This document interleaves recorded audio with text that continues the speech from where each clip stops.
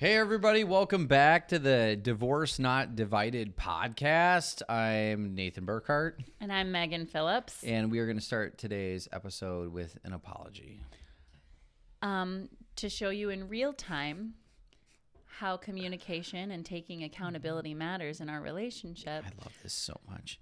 I would like to formally apologize to Nathan because communicative is a word. Nathan, you were right and I was wrong, and I'm sorry. It's all those AP English classes I didn't take. Nathan, I will be happy to issue an apology to you whenever it is warranted. I think that's fair.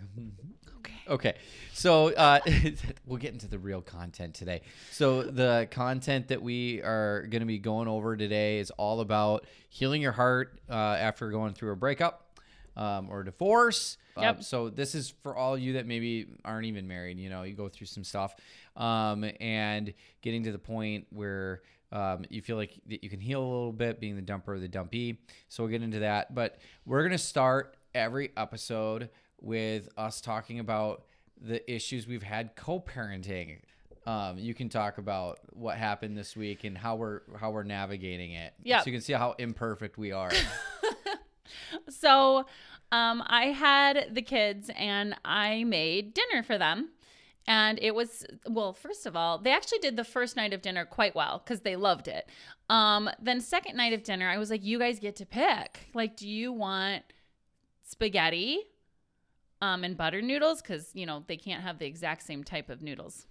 One wants butter, but it's, you know, it's the same dinner, whatever. Do you want noodles? And then I gave them another option. They openly were like, yeah, let's do spaghetti, let's do noodles. I make this dinner for them. And I put it in front of them, and they are not touching it. I mean, not even like picking at it, not eating. And they're like, we're not hungry. And I was like, okay. So about 30 minutes after dinner, and it's now just sitting on the kitchen counter, and I kind of covered it with some foil because I'm like, what's going to happen here? Lottie's like, Mom, I'm hungry. Can I get a breakfast bar? And I was like, no, I'll heat up your noodles. And she's like, never mind, I'm not hungry. I'm like, okay. And then Holden is also like not saying, but he's not saying he's hungry. He's just kind of like not doing much. You know, he keeps asking for dessert. He's like, can I get a lemon ice now? And I'm like, after you eat your noodles, you want me to heat them up?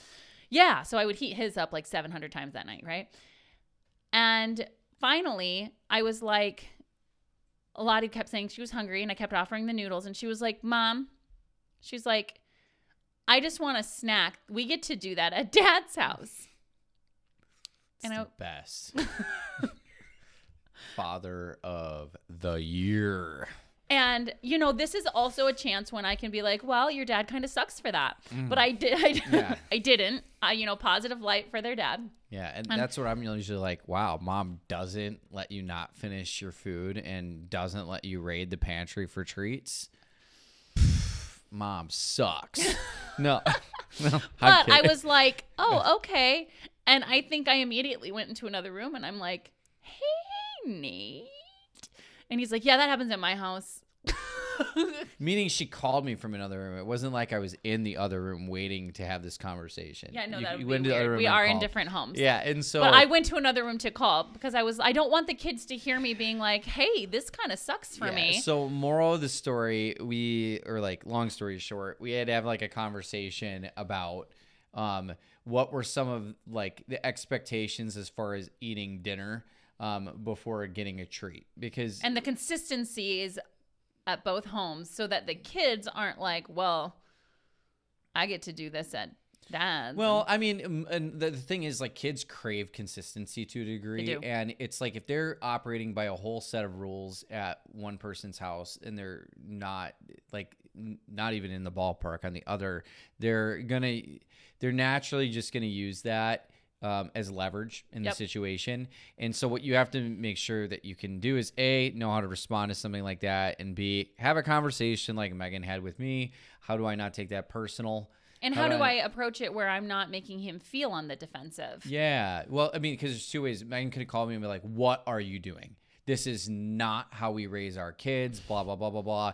And then I'm telling you the way that I operate, it's like if you come at me super defensively like that or aggressively like that, I will just shut down. And so, because like, I've got insecurities as a human being, as we all, where it's just like, I like to think I'm doing a really good job as being a dad. And I'll think immediately if you're like, hey, they're saying this, I'll be like, are you criticizing me as a dad? But that's not the way I felt. It was like, hey, this is what they're saying. I think we need to come up with some consistency so they don't like manipulate us against each other as far as like how to eat what. And so, you know, it was a really easy conversation to actually have. It happened just last night where they didn't finish and they wanted to, you know, me to make snacks and stuff for them. And I said, you know what, your dinner, you know, it was salmon.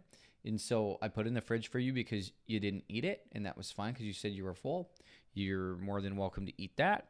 Otherwise, there is no dessert. And, you know, and so we're working on those consistencies because those are small things that I think that any, you know, past couple or co-parenting kids can, you know, work on. Yeah. And it's really not that hard. I mean, it's you can make it a lot harder than it is by making a big deal about it. But just sitting down and coming up with some baseline rules that the kids can follow so they understand that they can't use you against the other parent. Yeah. So our topic today is we're diving into transition to the topic of the day. Transition.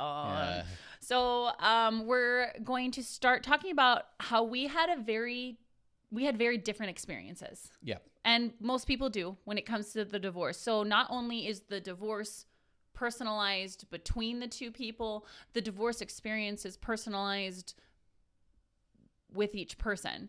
I think you can talk a little bit about the book you read that gave these terms because I did not come up with these terms and neither did Nate, but he read a book that talked about. Yeah, my friend recommended this. I had lots of books that I read. That was one of the ways that I got through stuff. I read probably 4 or 5. But my friend, who's also my mentor, he recommended, he was like, you got to read this book. He goes, you know, probably got tons of things going through your head right now. You think you're going crazy and you're really not. This book says it really plain and simple for you to understand and it'll make you feel so much better. And then there was this chapter that was basically the dumpee versus the dumper. And it was like so literal. It's like you can be like, yeah, you're the person that got broken up with, but you know, it was mutual. And it was just like, but like, even like very rarely do two people like mutually part ways. There's somebody that's propelling it, right? And it was just straight up dumpee versus dumper. So let's go ahead and let our listeners know who each one identifies with. So I identify as the dumpee for sure. That's such a funny word. Yeah. I'm the dumper. Yeah. So that's the way we went. And I think the whole point of it is that both people go through completely different ways of healing and ways of going about things based on if they felt like that they were ready for the relationship to end or not. You know, the dumper decided to end the relationship for whatever reason. The dumpee might not have seen it coming, even though to the dumper, it was like, how could it not be more obvious? Right. It's like, I haven't talked to them for weeks. It's like, I've told them, I've warned them that we might be breaking up, but still when it actually happens, the dumpee might still just not be ready. And feel blindsided, even though there were clues or communications about it. But yeah, there was a part of me that when we were going through our separation part where I was like, she'll never actually do it, right? And so like she's saying that she will, but she'll wake up one morning and realize that this isn't it, or, you know, I blamed a lot on your mental health. I was just like, she just thinks this because she's got mental health issues, which is honestly really offensive to say to anyone. But like, that's like what was going through your head. But I mean, let's also give some context. So, I mean, I, at the time, had several diagnoses after my name, right? Mm-hmm. I mean, there was bipolar, major depressive disorder, OCD, anxiety. I think, was there one more? And ADHD, but I mean, like that one, I don't think But anyways, now I'm ADHDing. Okay. All right. What are we talking about? You were providing context for. That's right. Sorry. Yeah. So I really do have ADHD. Yeah. And if this happens in these episodes where all of a sudden I just look blankly at the screen, just understand that took over. Okay. Yeah, providing context that I do. I have mental health diagnoses. We can have a different episode or dive into later about how that's kind of changed and shifted based on, my own process of living my truth. But him thinking that these diagnoses were playing a huge role is not out of reach. It's not something that you like that seems like out of left field, right? The person who's getting dumped will have lots of things that like start clicking in their mind that just aren't who they are, right? And so you'll think there'll be narcissistic parts of it that pop in, being like, am I responsible for how they are? Like is that me doing in them that making them feel that way? Right. And then there's this like super insecure part that's just like, well, no one else will love me the same way that person did, and my life is going to be ruined because of it. And there's also a part where some people mask. It's like I went through a phase where I'm like, I'm just going to pretend like everything's okay. Yeah. And then it was so funny because like through all my pretending, I had people reaching out to me like because they saw my social media and they're like, "Are you okay?" And I'm like, "I'm great."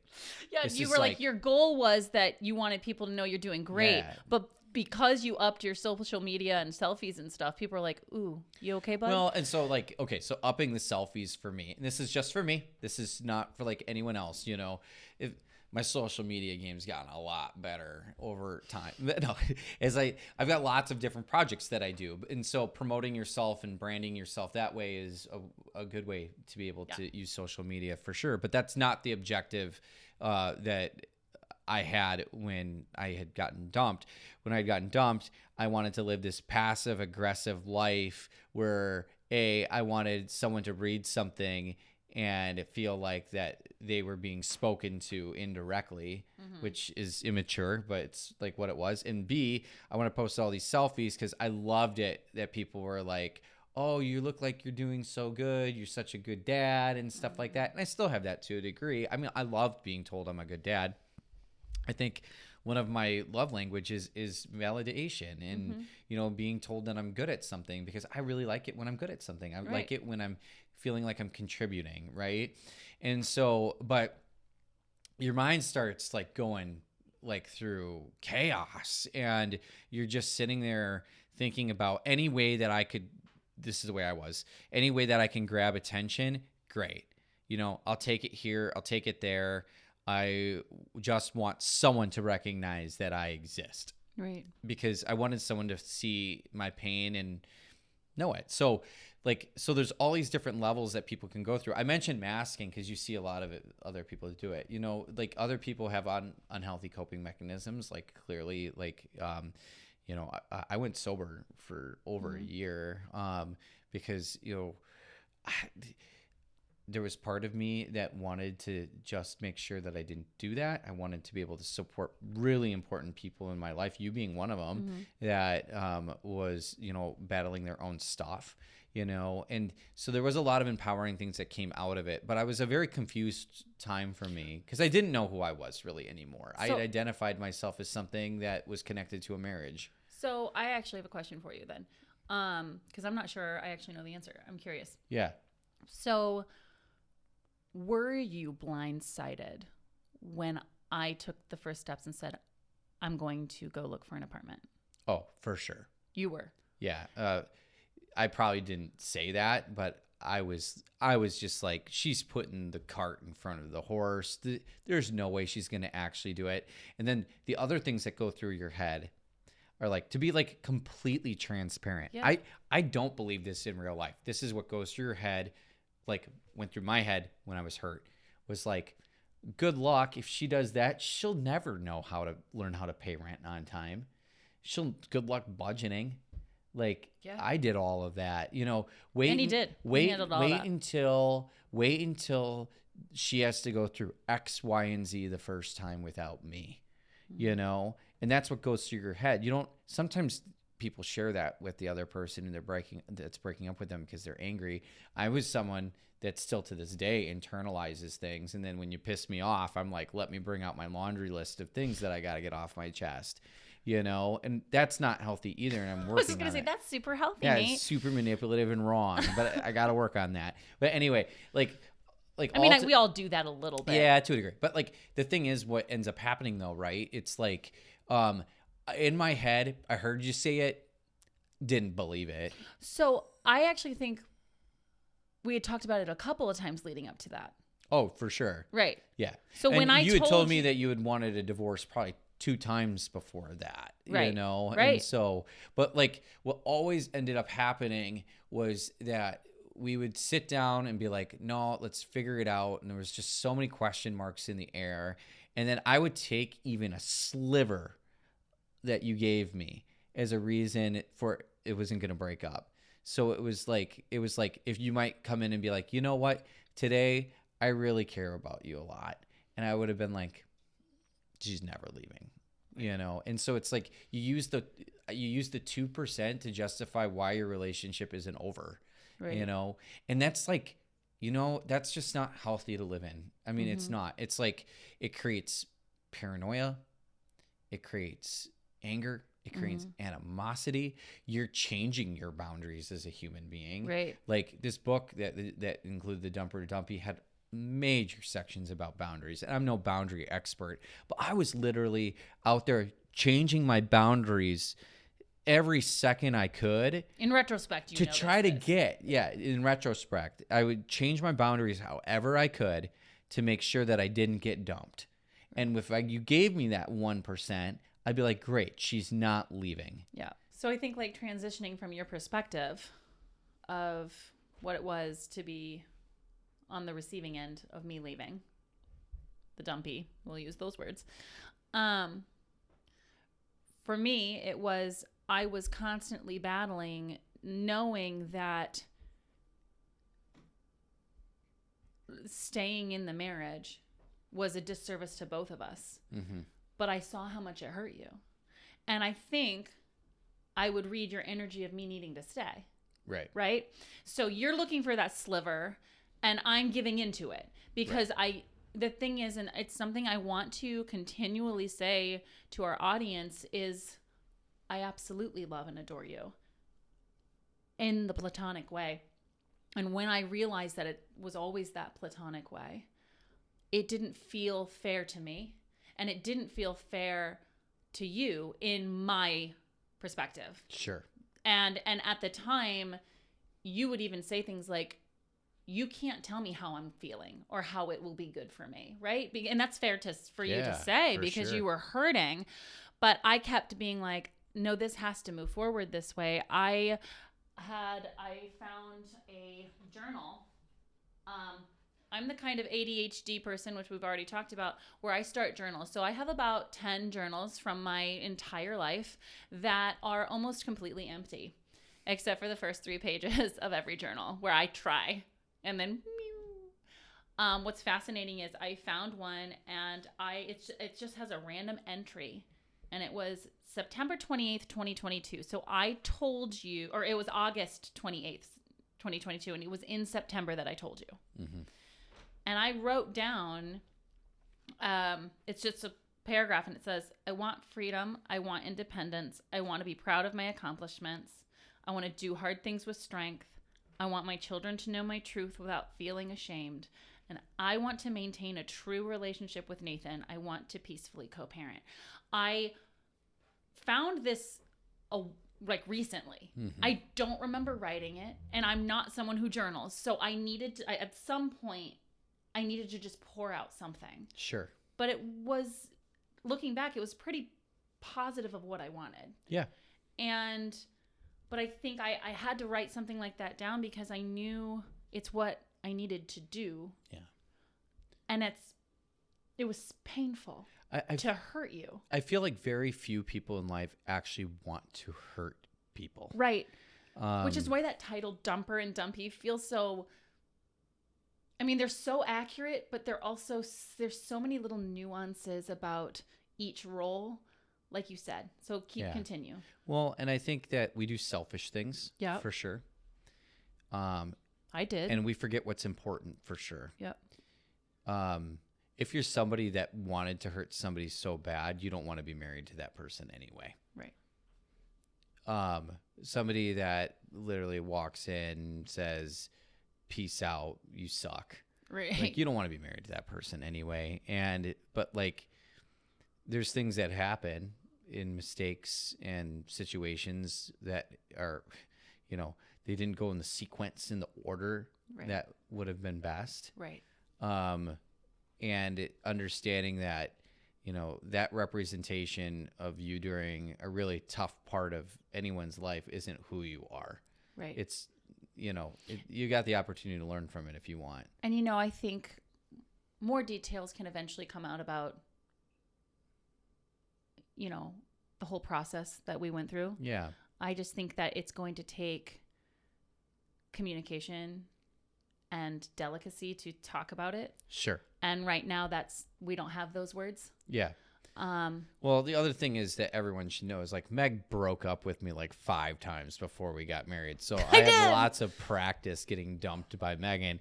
No, I'm kidding, but that really is the truth. But the thing is like, so I have had very few serious relationships in my life. I would say that Megan was really the first, Nate right? was the first for me as well. And so like, you don't have a ton of practice in like what you go through. But that being said, I do know enough about myself that the way that I build relationships in general is very much from a very like friendship part. Like emotional the first few connection. Dates with me is essentially hoping that you can figure out how my brain ticks. Mm-hmm.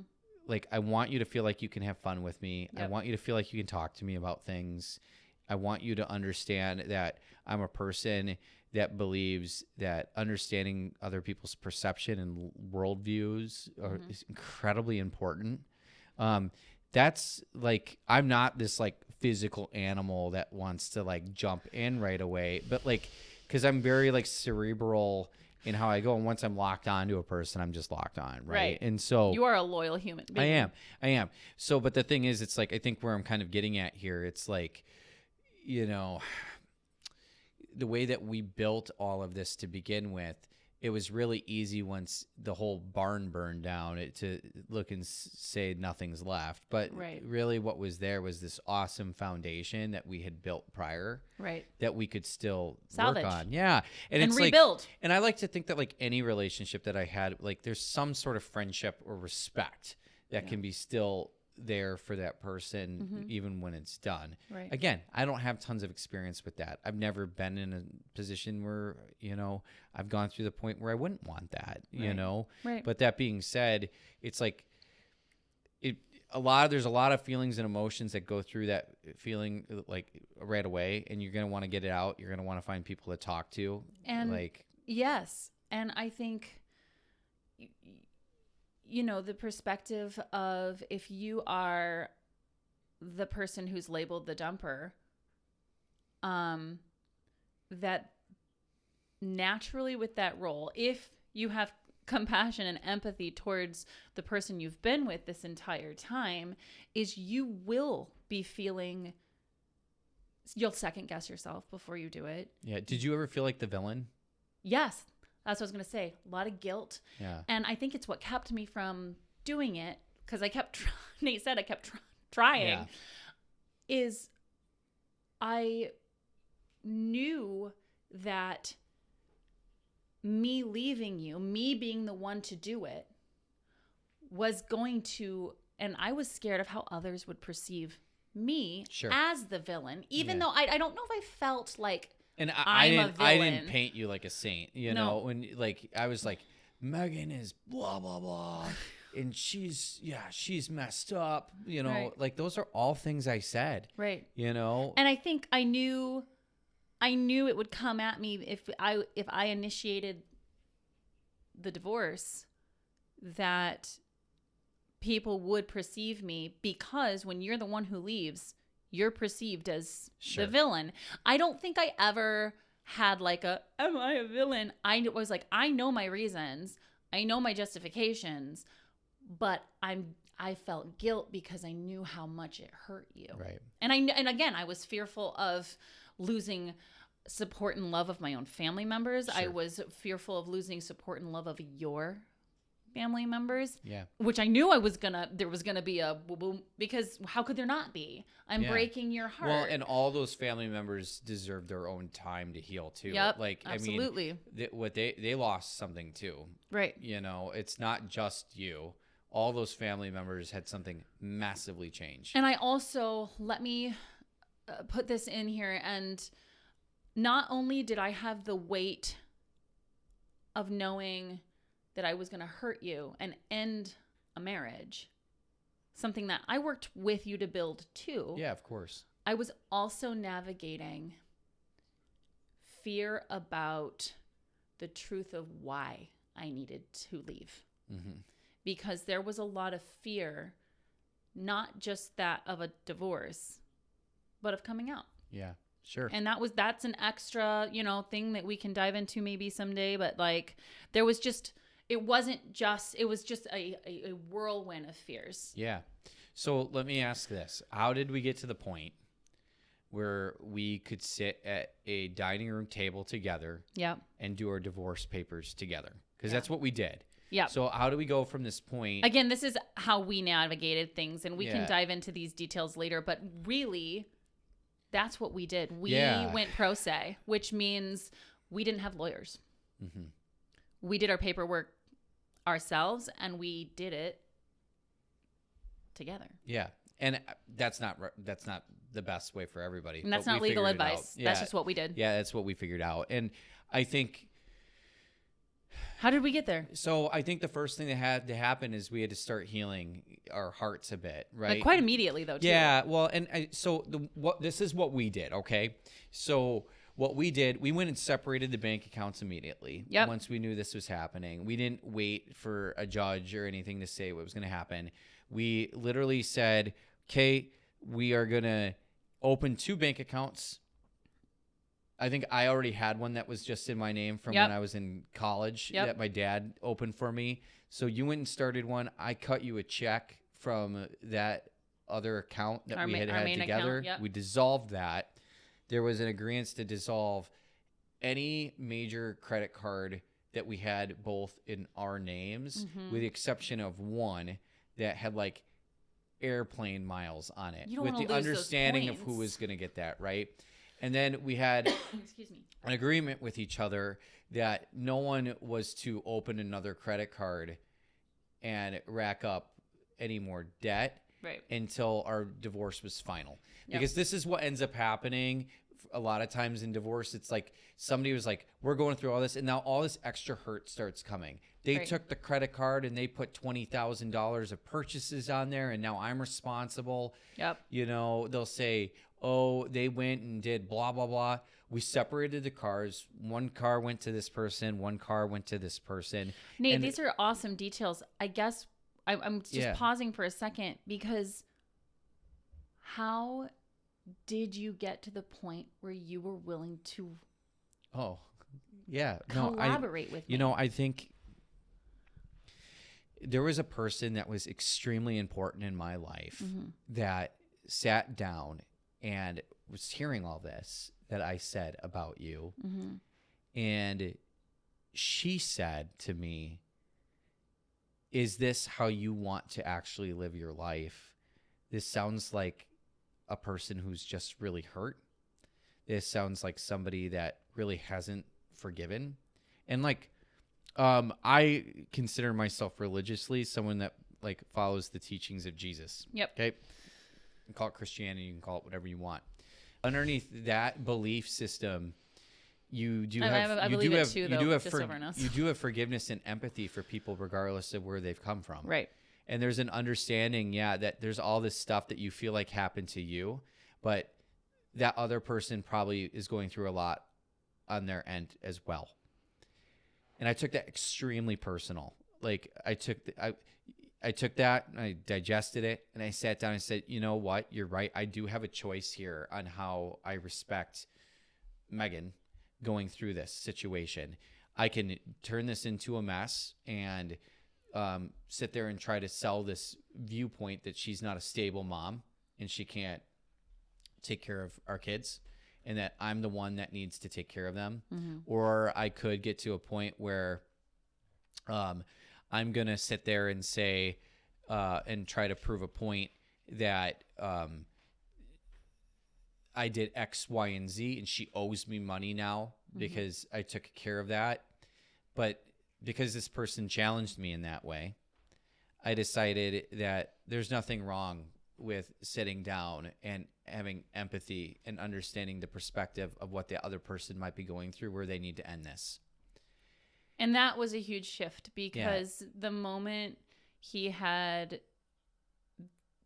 that exchange, you were like, okay, how can we do this with the least amount of hurt to us and the least amount of hurt to our kids? No, and it's completely changed my perspective. I actually sat down, I would get lunch with another person that was going through the same thing, you know, and they went through a mediator in order to do all of this, but, you know, was trying to come across like in the same mindset that was given to me. But like, yeah, it turned into a point where it's like, absolutely, I've got a choice here if I'm going to fight for every fork and knife. And I don't have to. And ringing Holden and Lottie through that was not what I wanted either. Right. And I was ready. It got to a point where I was ready to move on. Right. You know, there was a point where we talked about just separating. Right. Because I needed health care. I didn't have health care with my other job. The whole plan was Megan would get a master's degree and be a speech language pathologist, and I'd run with her on her health insurance policy, and retirement was all on her. It was like all on that, and that was what I was going to go for, you know. So all that changed, but like this person made me feel like I could rebuild my life, and that moving on was the healthiest thing that I could do for not only you but me. Right. So, you know, that's the thing. And like, and if you're around the area, I'd be happy to get coffee with you or something like that, for real. I mean, like, and sit down and talk to you about like stuff, because it's like, you'll hear things like, oh, they cheated on me, or blah, blah, blah, blah, blah, whatever their given circumstances are. And it's like, can you get to a point where you understand that that person made that choice either because it was super selfish, or it was something because they're going through something that's really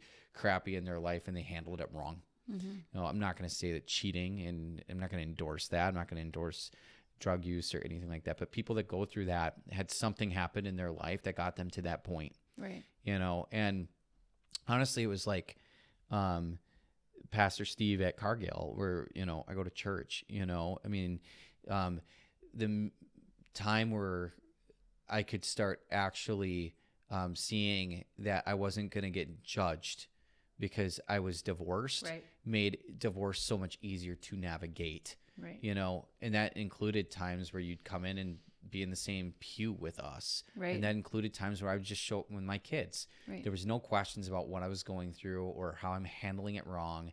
No, I'm handling it the way that I needed to. You know?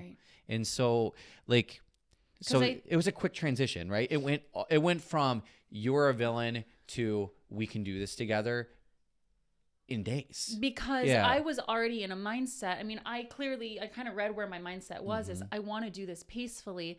When I left, I let you know I'm flexible. I'll do what we need to do financially. Like, let's talk through this. I'm not here to take anything from you. And I think that was, once you had your shift, I think it was easy to work together. Yeah. And you weren't like one conversation that we had was about equity split in our house, you know? And so there's this thing that we had where I had an inheritance from my grandfather that went into the first down payment on our home. And I sat down, and the first thing that Megan did was she sat down and said, you know what? That was an inheritance that you got from your grandfather. So me taking 50% of exactly what the house is worth isn't me actually helping you. That was given to you. Yeah. But at the same time, I looked at other things that you had, and I let you keep the retirement, for example, right? And so to us, the judge will always ask, it's like, to you, is it 50-50? And to us, it was. You know, it wasn't 50% of the house. And this isn't, again, legal advice. This is what we did, right?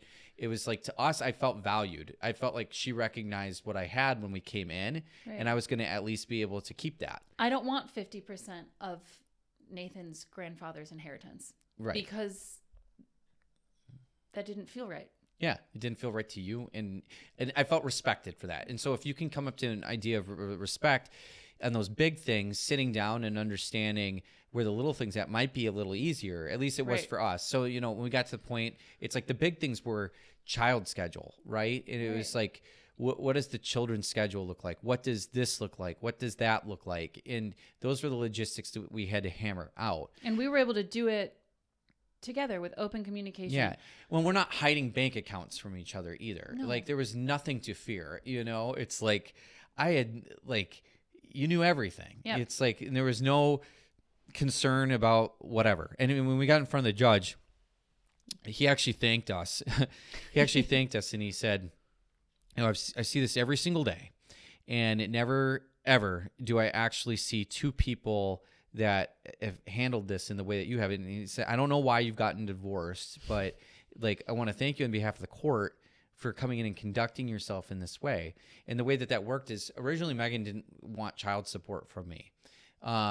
But the judge had recommended it because of the salary differences between what we make. And the way that that conversation happened in court was like an off-the-cuff negotiation about who would take care of what. And then the way that I ended up looking at it, and I like, this is just how I do, but it's something that you have to remember if you're someone that pays child support.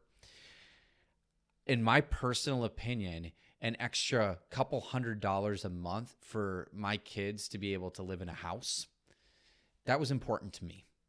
You know, to have an extra couple $100 a month to be able to, you know, make sure that the quality of life was maintained and consistent with what they were getting from me. That was important to me. This isn't somebody who's, you know, diving into my pockets trying to steal my money. Yeah, does it suck to see that money go not into your pocket every single time? Yeah, it doesn't feel great. But at the same time, that child support is an investment in your kid. It's not giving money to the other person because that's what you're supposed to do. It is an investment in the life that you have at the other person's house. Right. You know, and I know that you feel the same. Like, if it was reversed, you'd feel the same way. Absolutely. But because there was no rifts and things like that, it helps your heart heal more because there's no more rifts that are happening while you go through it, right? It's not like, I'm so pissed off that she did X, Y, and Z to me, and now she wants half of my my baseball card collection I've been keeping since I was 10 years old. You know, now that's another scar because you're losing that. Did you have a baseball card collection? Yeah, I didn't disclose it, so no. Anyway. God. But, you know, so that's kind of where we're at. So, like, you know, my recommendation in my head, what I really loved, is that we didn't create new scars. No, right? That's like, what it is, yeah. There was the old scars we let heal. We didn't create new ones. Right. You know, new cuts will, like, if you keep cutting each other, you're going to fall apart. You're going to bleed out. Yeah. And then what do the kids have? Yeah, angry, nothing. bloody parents. Well, and then there's resentment. Wait a minute, that's horrible. There's just resentment, and it's just not great. So, no, yes, resentment. That's the right word. We're going to be wrapping up here soon. Any questions, Emmy? Yeah, let's take some questions. Okay, so I have a couple questions. I have two. One is really on topic, and one is I'm just curious about. You're allowed to be curious. Everyone's allowed to be curious. You can send in questions. Okay, so here is my first question that I feel really goes with the topic here. When did it feel right in each of your roles as the dumpy and the dumper to start telling people about your divorce and telling the world? That's a great question. I have a very public job. And so what I did is, the minute that I knew that it was on the rocks, I called up one of my main mentors and let them know. And then I pulled, probably another 3 weeks after that, I pulled one person away at work and wanted them to know what I was going through in case I had to step out. I didn't disclose details about what was happening. Just said I might be going through a divorce. I'm going to need some support. And then it got to a point But this where- wasn't just Nate doing this on the fly without talking to me. We talked through all of everything this. before I did He's like, that. I'm going to call this mentor. I'm going to do this. Yeah. And so I would say where we decided to actually let the world know is when she moved out. And I think we did a post. Did we? We did a post after we got divorced stating that, you know. Did we do one about us separating? I don't know if we ever did or not, you know. Yeah, Yeah, I don't know if we did or not. I think the time is just kind of, you got to feel it out. Also, there was the challenge of people wanted to know Nate's story because he's a public, he was a public figure in the community, and he wasn't sure how much he could share because of the sensitivity of what I was going through with my sexuality. So, Yeah. I mean, we had to navigate quite a bit, but I think we announced the divorce for sure. I mean, it's tough. Is on social media, it looked like we were the perfect couple, Mm-hmm. right? You never would have guessed that we were going through this ever, ever. And that's the way that this goes. It's just like there was no. It looked we looked like the perfect family on the outside. You had no idea that this was happening inside. Yeah. So. And then my silly little question is there anything material-wise, like materialistic items that you got that you are kicking yourself you should have gotten now? Or the other way So around? we flipped the cars around halfway through. I mean, there was one point where I had the Subaru and you had the Civic. And I was like, I missed the Civic. And we flipped it. I don't remember that at I all. do. Okay. Because clearly it was more I don't care important about to cars. me. Yeah. And so and then I'm trying to think. also a Subaru should be driven by me. Okay. So, that's just, I think She knew I wanted the TVs. She knew I wanted all I didn't even, there's really, so actually I left with not a lot. I know. And Nate kept saying, take more. You take what you need. And so I would go and be like, hey, you're not using this crock pot. He's like, the what? And I'm like, yeah, okay, that's going with me. And then like, I didn't cook. so I was like, hey, you're not. And I was like, hey, I'm going to go ahead and take. And I kept grabbing kitchen stuff. And Nate was like, I don't even know what that is. How do you even use that? Bye. And, like I'd walk in and be like, hey, here are the kids for the weekend. I'm also going to get, the food processor. And he's like, So, I would It's come so in. boring. I can't think of one thing that she took that I'm like, screw you on. It's such a boring answer, but we just didn't fight about any of that. No, I did have a backache because he got the Tempur-Pedic mattress. Now I have one again. But you offered, but that was another financial thing is you were like, I'll pay that off so I can keep it. Yeah. And I was like, yeah, I don't want to have to pay that off. You keep it. Yeah. I mean, it was just all talked about. It was just, and I know how much you love your giant TVs. I wasn't going to take a big TV. I don't need a big TV. Watch something on my phone. Meg and I have very different interests actually outside of theater, you know? And so it's just like, That's a big I one, like though. watching sports. I like fantasy football. I like going to baseball games and stuff like that. I'm super crafty. Yeah, I and love so- like art stuff. And that's not me. So And so free it was time, I took all my art supplies and craft supplies, and Nate's like, oh, wouldn't have even known I did that. And I think for me, I've always been attracted to people that like don't have all the same likes as me because I'm very interested in getting to know them and learning what they do, and I respect what they do.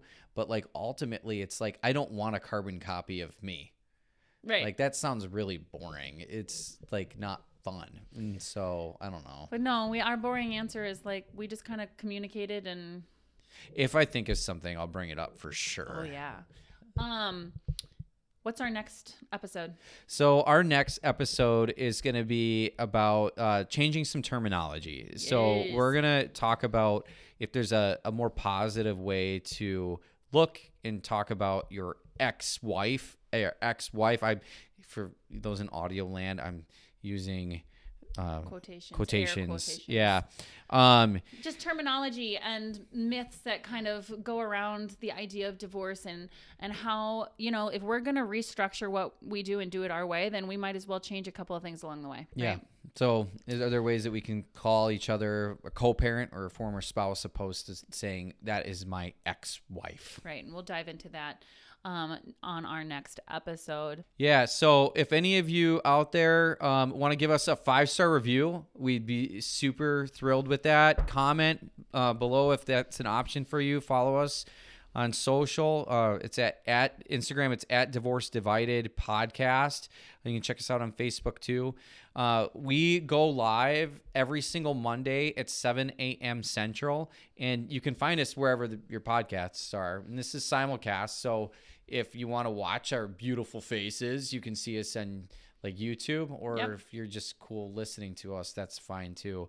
But make sure you do like and follow. That helps the algorithm, and it helps bump our video and our audio up, and so more people hear it, and we can help more people. And you know what? We would love for you to engage. We said it a couple of times. Send in questions. Send us in challenges. Send us in the kinds of things that help us like think through something. Your listening and engagement means a lot to us. Yeah. So thanks a lot, and we love you all.